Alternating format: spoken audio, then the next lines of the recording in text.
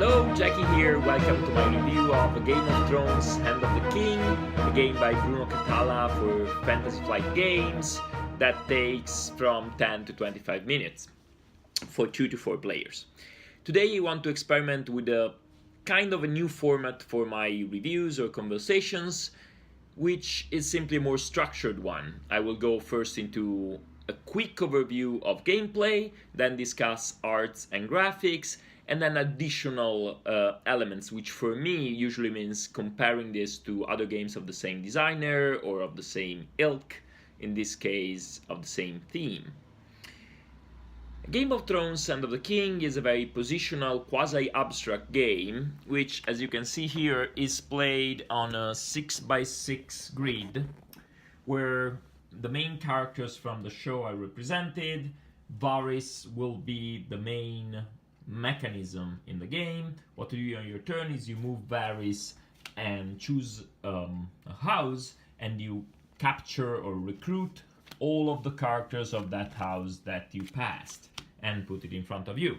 When you do so, you acquire a majority token for that house, in this case Greyjoy. At the end of the game, whoever has the most of these control tokens wins the game. If you ever tie someone for most, you change control. So it's a quick dynamic game that changes often. Is a lot about not so much what your best move is, which is usually clear, but how setting up best moves for other players can change your favorite choice. So a move that would look very good for you would enable an even better move for another opponent, and so you would skip that, instead choosing something sometimes minimal but that leaves the opponent in a bad situation. On top of that, to ensure variability and a little spice to the game, there are 6 supporting characters. They are called companions in the game, like these, which are other characters from the story, and they do something. So normally characters only have a color, which identifies them as members of one specific house, and the number, which tells you how many people are in that house. So a Tyrell, getting 1 Tyrell is very important because it's 1 out of 3. Getting 1 Stark is not as important because it's 1 out of 8. However, if there is a tie at the end of the game, and with 4 players and 7 total sets that you can score, 7 houses in the game that you can gain majority of, ties are quite often a possibility, so having a tiebreaker can be very important. Vice versa, these companions are only captured when you complete a house, not for yourself, not if you have a complete set, but if after you move there are no more leftover members of that house on the board, and these trigger a bunch of different effects. Usually they target a specific card and they remove it from the game, whether it is on the board or in front of someone else, or they let you steal a card, and so they are often a good way to change the situation with the sets. The game plays, as I said, in 10 to 25 minutes. It's quite quick. It can be very tactical, although especially in the 4-player version, there is only so much planning that you can do strategically. You have to see what's best among the available choices when it comes back to you. Another possible problem of the game is that if played with players of different skill levels, or specifically of different involvement, people who don't care enough about the game this small and this fast, it can sometimes lead to very frustrating situation in which a move enables someone else to bring home the pot. So let's talk about the art. I like this cartoony art. You can judge on your own if it's good for you.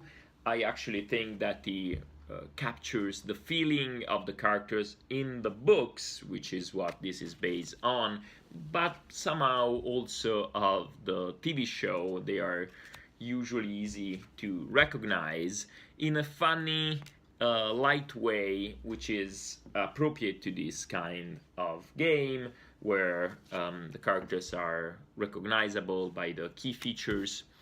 The graphic design is clear and neat. All that you need to know is on the card.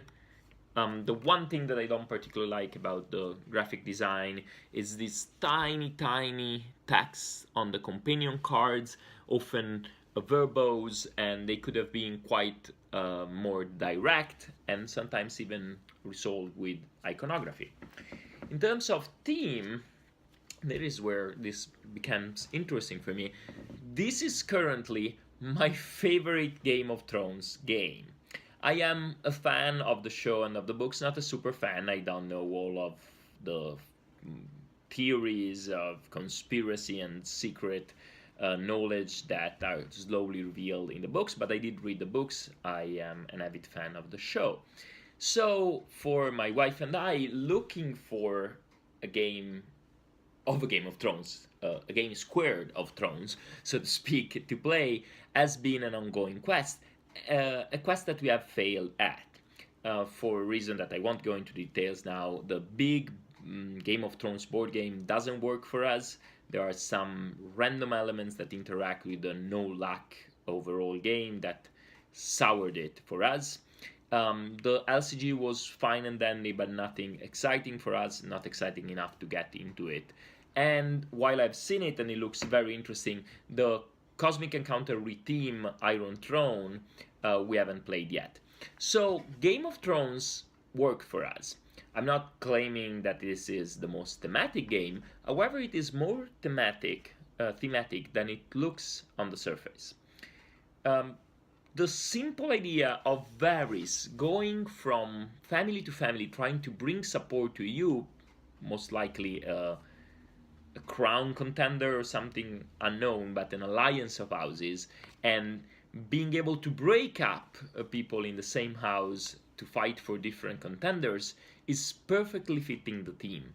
And the way the companions work is extremely thematic. For example, Khal Drogo, for those of you who have followed the show or read the books, can take Daenerys Targaryen and kill Viserys Targaryen. Or Ilyn Payne, of course, kills Ned Stark. Bronn can go get Tyrion.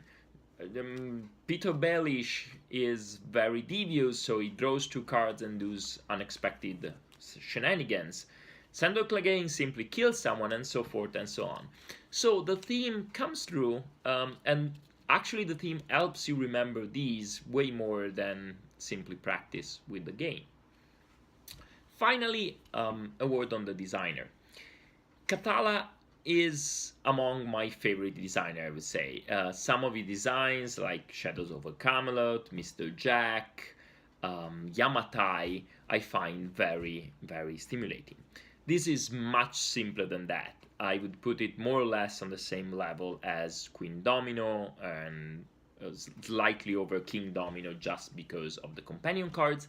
But still, it retains that quick, fun, spiritful elements that are typical, I would say, typical of a Bruno Catala game. So if you like quick tableau set collecting games that are funny to play, fun to look at, and somehow thematic, and you have an interest in this version of Game of Thrones Hand of the King, I think the game could work for you.